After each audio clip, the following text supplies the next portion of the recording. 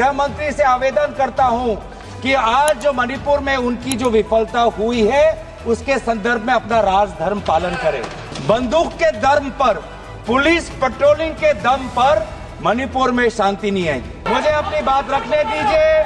मणिपुर एक संवेदनशील मामला है। चिल्लाने से नहीं होगा सर, कांग्रेस वाले चिल्लाकर मुंह बंद नहीं कर सकते, ये रूल कहता है। अध्यक्ष महोदय आप है या अध्यक्ष महोदय निशिकांत दुबे, ये आज तय करना चाहिए। प्रधानमंत्री मोदी जी मणिपुर में जाएं, लोगों की क्या मन में क्या भय है उसको सुने। एक राजनीतिक रूप से ही मणिपुर में शांति आ सकता है। जब हम वर्तमान प्रधानमंत्री का सम्मान करते हैं तो बार बार पूर्व प्रधानमंत्री पे ये लोग अपमानजनक शब्द क्यों करते हैं? How many times has the Prime Minister been abused in this house by them? And how many times he was not even allowed to speak in the house? सुनने की ताकत लिए दोबारा ये देखिए, यही है, ये स्ट्रेटेजी है, ये स्ट्रेटेजी, ये है ये। सभापति महोदय 2000 आज से लगभग 21 महीने पहले जब नो कॉन्फिडेंस का मोशन आया, उस नो कॉन्फिडेंस के मोशन में आदरणीय प्रधानमंत्री ने क्या कहा था? आदरणीय प्रधानमंत्री ने कहा था कि शांति मणिपुर में निकट है, बहुत जल्द ही शांति आने वाली है। यह आज से 21 महीने की पहले की बात है।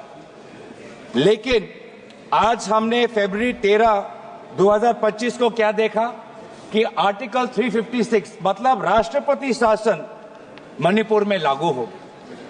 सर, ये हमारे देश के लिए बहुत ही संवेदनशील मामला है और मैं चाहूंगा, क्योंकि प्रधानमंत्री मोदी जी ने खुद 2023 के नो कॉन्फिडेंस अविश्वास प्रस्ताव में स्वयं कहा कि शांति निकट है, मणिपुर में शांति आने ही वाली है, तो पहले प्रधानमंत्री हमको बताए कि राष्ट्रपति शासन लागू क्यों हुआ और प्रधानमंत्री हमको बताए कि वो आज तक मणिपुर क्यों नहीं गए। मणिपुर क्यों नहीं गए? एक मिनट, अभी सर मणिपुर का बजट, अभी एक मिनट, अभी एक मिनट, मैं आपको एक मिनट, आप प्लीज बैठिए, एक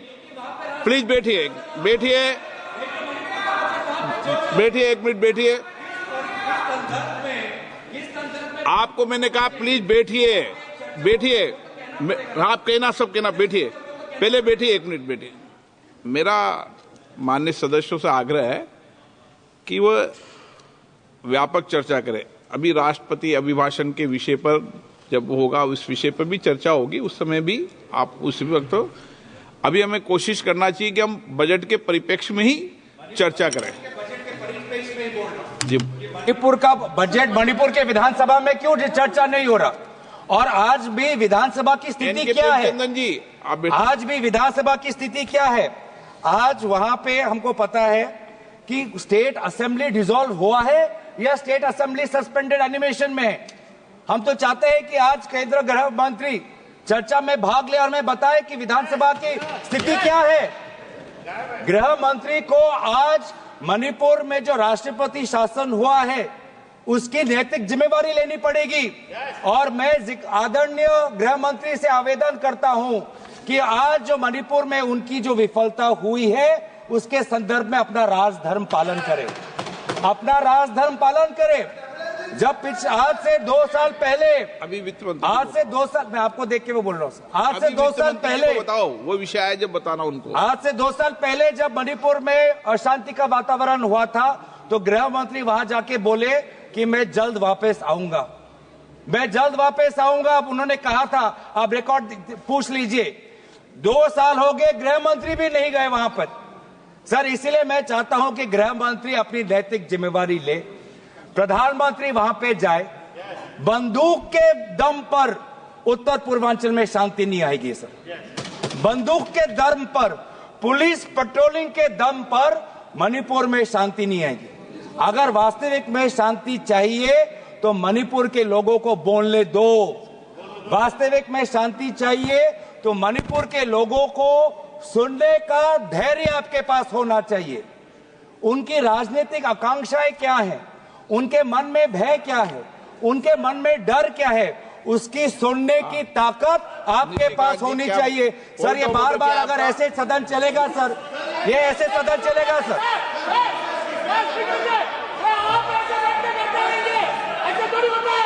ऐसे सर वोट उठा रहे हैं ना सर, अभी तक ये सर आप अलाउ कर रहे हैं।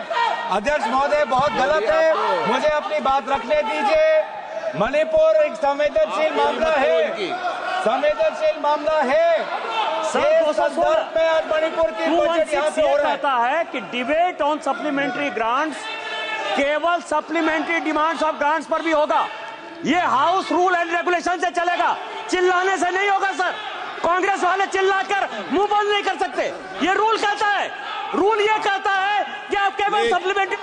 आप डिस्टर्बेंस मत कीजिए, प्लीज बैठे बैठे। चिल्लाने से मेरा मुंह बंद नहीं होगा, मेरा मुंह बंद नहीं कर सकते। ये रूल है, ये संविधान है, ये देश संविधान से चलेगा, ये हाउस संविधान से चलेगा। आप जो है आप केवल बजट पर बात करो, आप सप्लीमेंट्री डिमांड्स ऑफ ग्रांट्स पर बात करो। आप इस तरह से बात नहीं कर सकते हो स्पीकर सर, और ये चिल्ला नहीं सकते। यस सर, यही रूल कहता है, स्कोप यही है सर, इससे आगे नहीं है। और ये चिल्ला कर बंद नहीं कर सकते वो। आप भी बेटे, आप भी अभी एक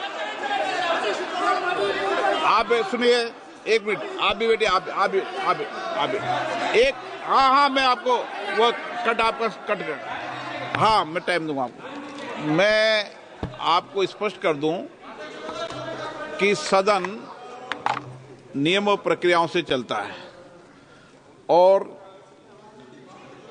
216 अनुपूरक अनुदानों पर वाद विवाद केवल उन मदों तक सीमित होगा जिसमें बने हो और चर्चाधीन मदों की व्याख्या करने, उनको स्पष्ट करने के लिए आवश्यक हो, उस सीमा तक मूल अनुदानों पर उससे संबंधित नीति पर चर्चा होगी। ये मेरा आग्रह आपसे। हाँ चालू हो जाएगा, आप शुरू करें। अध्यक्ष महोदय, हम आपके निर्णय का, आपका मौका नहीं, हम आपके निर्णय का अध्यक्ष महोदय, हम आपके निर्णय का हम सम्मान करते हैं। आपने जिस कानून का उल्लेख किया वो सप्लीमेंट्री ग्रांट्स पे के संदर्भ में है, लेकिन आपने अनुमति दी है कि मणिपुर के बजट को भी क्लब कर दिया है, तो इसीलिए मैंने मणिपुर के बजट में क्यों यहाँ पे आया है वो संदर्भ में मैं यहाँ पे बात कर रहा हूँ। पर एक बात यह है अध्यक्ष महोदय, हम आपका बहुत सम्मान करते हैं, मैं आपको एड्रेस कर रहा हूँ, आप भी मुझे देख रहे हैं, आप भी मुझे सुन रहे हैं, लेकिन आज तय करना चाहिए कि अध्यक्ष महोदय आप है या अध्यक्ष महोदय निशिकांत दुबे है। ये आज तय करना चाहिए, क्योंकि आप है सर, आप है सर, आप पूरा सुन रहे हैं, ये अब तय होना चाहिए कौन है सर, तय होना चाहिए।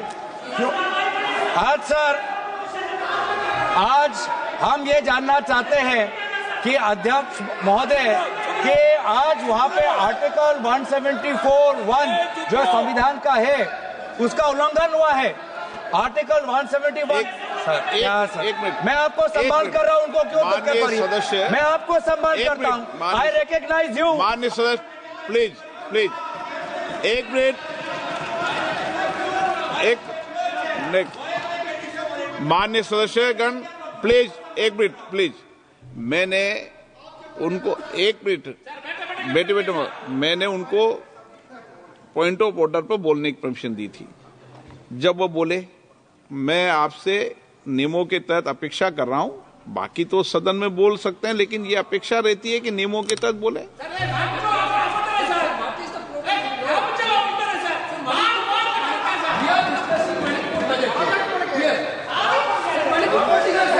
बोलिए अध्यक्ष महोदय, आप सर एक मिनट अध्यक्ष महोदय, आपको मैं इजाजत दूं? नो, अभी मैंने इजाजत नहीं दी आपको। अध्यक्ष महोदय, मैं दोबारा कहना चाहता हूं कि उत्तर पूर्वांचल एक संवेदनशील क्षेत्र है, भारत की सीमा से जुड़ा हुआ है, लोगों की संवेदनाएं वहां पे हैं। आपने पिछले 2.5 साल से बंदूक के दम पर शांति लाने की कोशिश की है, आप विफल रहे हैं। ये बंदूक के दम पर शांति लाना, ये व्यवस्था बंद करिए, मणिपुर के लोगों के साथ बात करिए। प्रधानमंत्री मोदी जी मणिपुर में जाएं, लोगों की क्या मन में क्या भय है उसको सुने। एक राजनीतिक रूप से ही मणिपुर में शांति आ सकता है। हम सकारात्मक रूप से यहां पे आप सुझाव दे रहे हैं।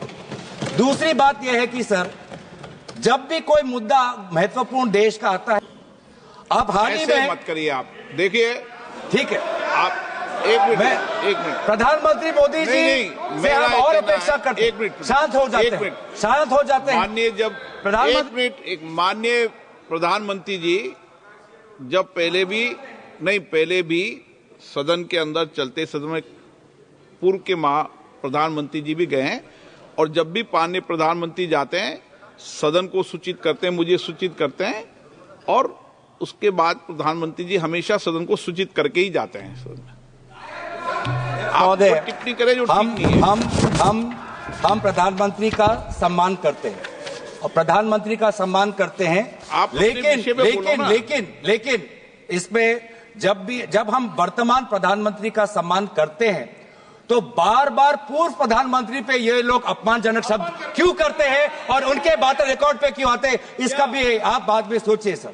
हम सभी प्रधानमंत्री वर्तमान और पूर्व प्रधानमंत्री को सम्मान करते हैं, लेकिन जब भी ट्रेजरी बेंच से अपमानजनक शब्दों का व्यवहार होता है बार बार रिकॉर्ड पे आता है सर, और हमारे तो रिकॉर्ड में रहेगा पता नहीं सर, कल पता चले। वित्त मंत्री, लेकिन जहां पर एक मिनट वित्त मंत्री कुछ बोलिए।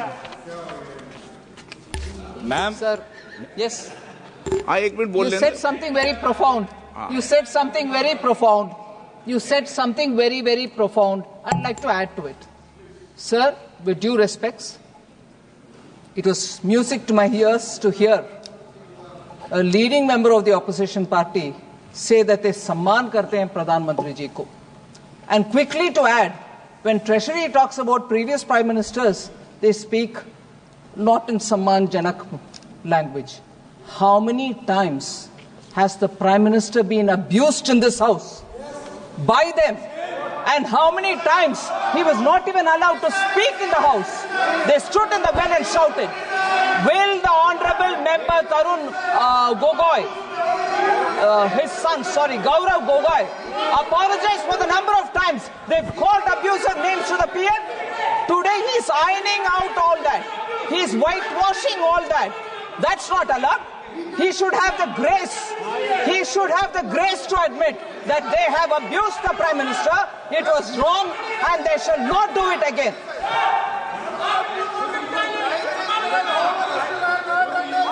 Through you, Honorable Speaker, through you, I request the Finance Minister to read the speech of the Prime Minister during the last session. His entire speech was abusing former Prime Ministers. I have written a letter to you putting on record a number of times he has abused the chair of the former Prime Ministers. So please before pointing fingers, अपने घर में खुद जाके. If it is this very clearly that I have to read the speech, Honorable Finance, I do not expect you. What is this? Stood up here. Honorable, what is this going on? You should not have the patience to listen. Have the patience to listen. You should have the patience to listen. You read through the speech. Have the patience. Look at the way in which all of them are shouting. Now, look at the way in which all of them are shouting. Have the patience. Right? What Gogoi said is wrong? Gogoi said is wrong? Is that what they're saying? Is that what they're saying? If Gogoi had the large-heartedness to say that we should not abuse anybody, what's going on? So that shows the attitude of the Congress party. Gaurav ji, आप budget पे जो कुछ बोले हैं, आप आगे बढ़ो sir. आप तो विषय पर मैं आगे बढ़ना चाहता हूँ। यही आपका स्ट्रेटेजी है, यही स्ट्रेटेजी है आपका, सुनने की ताकत नहीं है। दोबारा ये देखिए, यही स्ट्रेटेजी है, ये है sir. Bar minister with a good spirit to say that we should respect the Prime Minister. None of them will agree. They don't want to agree. I'll get up every number of times that when an honorable member says you respect the Prime Minister, and that should be the attitude there. No, that member is honorable enough, but not the rest. अध्यक्ष महोदय, अध्यक्ष महोदय, इधर इधर अध्यक्ष महोदय, मैं अध्यक्ष महोदय बीच में बोल रहे हैं। अध्यक्ष महोदय, अध्यक्ष महोदय, ओके ओके, अध्यक्ष महोदय, मैं बात इसलिए उठाया हूं क्योंकि आज हमारे देश के सामने हम प्रधानमंत्री मोदी जी को सुनना चाहते हैं, क्योंकि अमेरिका के राष्ट्रपति ने कहा कि अभी भारत और अमेरिका के बीच में जो टैरिफ्स को लेके जो चर्चा हो चुका है उसमें भारत ने कबूल कर दिया है कि टैरिफ घटेगा। ये टैरिफ कहाँ आ गया बीच में इस बिल में? सर टैरिफ क्यों आया मैं बताता हूं। मैं टैरिफ क्यों आता, अध्यक्ष महोदय, मैं आपको आपका प्रश्न में को उत्तर देता हूं।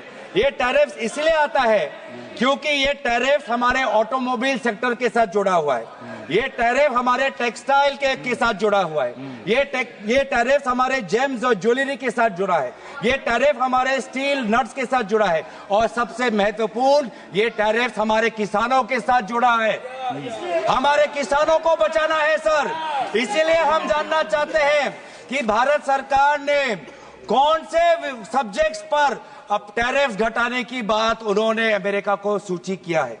और ये बात तो सर मुझे नहीं लगता कि कॉमर्स मंत्रालय को भी पता होगा, क्योंकि बहुत से चीजें प्रधानमंत्री मोदी जी व्यक्तिगत उनका पर्सनल मैटर होता है, वो व्यक्तिगत रूप से वो बातचीत करते हैं देश के पक्ष में। नहीं है, अब बैठिए आप देखिए अनपार्लियामेंट्री क्या बोल रहे हैं पार्लियामेंट का, लेकिन जो विषय है जिस पर डिबेट हो रही है उस पर बात करेंगे ना आप पॉलिटिकल बात करेंगे क्या? ये राष्ट्रपति अभिभाषण पर चर्चा है क्या? बजट पर चर्चा है तो करो आप, ये तो तरीका ठीक नहीं है ना, आप उपनेता हैं। नहीं, ये तरीका ठीक नहीं है। नो, आप बजट पर करें, सप्लीमेंट्री ग्रांट पर करें, मणिपुर की सप्लीमेंट्री ग्रांट पर करें। हाँ, माइक बंद हो जाएगा। सर हमें किसानों की बात करनी है, ऑटोमोबाइल सेक्टर में जो काम करते हैं वो बात करनी है, टेक्सटाइल्स के सेक्टर में जिन लोगों की रोजगार मिलती है उसकी बात करनी है। तो सर उसके हित में हम बोल रहे हैं कि कौन से क्षेत्र में टैरिफ घटा है, ये बात हमें प्रधानमंत्री मोदी जी बताएं, क्योंकि बहुत से मामलों पर वो व्यक्तिगत रूप से करते हैं निगोशिएट। राफेल के मामलों में व्यक्तिगत रूप से उन्होंने निगोशिएट किया, तो इसमें भी हम जानना चाहते हैं कि कौन से विषयों पर भारत टैरिफ घटाएगा। और ये भी हम जानना चाहते हैं क्या भारत ने सोचा है कि हम अमेरिका पर रेसिप्रोकल टैरिफ्स लगाएंगे? क्या भारत ने ये सोचा है? देखिए माननीय सदस्य, मैं आपको फिर बोल रहा हूं, नहीं तो मुझे टोकना पड़ेगा। सदन नियम प्रक्रियाओं से चलेगा, 2-6 में क्लियर नियम प्रक्रिया है। मैं आपको बार बार आग्रह कर रहा हूं और बार बार विषय को डाइवर्ट करते हैं और आप फिर कहेंगे मुझे बोलने नहीं दिया। सदन तो नियम प्रक्रियाओं से चलेगा। बोलिए, लेकिन सर कॉमर्स मंत्रालय से है सर, पूरा देश देख रहा है, पूरा देश जानना चाहता है सर। क्या जानना चाहता है? आप 15 से 19 जो इस पे बोले ना, टैरिफ को लेके पूरा देश चिंतित है सर। हाँ। ट्रेड डेफिसिट को लेके पूरा देश चिंतित है सर। हम पूरा देश लास्ट बार आप अगर इधर उधर बोलेंगे तो मुझे दूसरे वक्तव्य को बुलाना पड़ेगा। क्लियर कट बात है, आप बोलिए सर। पूरा देश देख रहा है सर। हाँ ठीक है, सदन तेरा देश देख रहा है। नियमों से चलेगा, नहीं चले नियमों से चलेगा। सदन पूरा देश देख रहा है, नियमों से चलना है। बोलिए तो ठीक, सदन पूरा देश नहीं बोलने देंगे सर। बार बार ऐसे उदाहरण आते हैं, बार बार, और आप बीच बीच में डिस्टर्ब मत कीजिए। बार ऐसे उदाहरण आते हैं कि सरकार एक कदम लेती है और फिर 2 कदम पीछे जाती है। उसका एक और उदाहरण है sovereign gold bonds. Sovereign gold bonds ये सरकार ने 2015 में लाए। 2015 में ये सरकार ये सॉवरेन गोल्ड बॉन्ड्स इन्होंने शुरुआत की, और अभी हाल की बजट में जब इनका पूरा ये स्कीम फियास्को हो गया, पूरा स्कीम फ्लॉप हो गया, अब ये स्कीम को बंद करना चाहते हैं।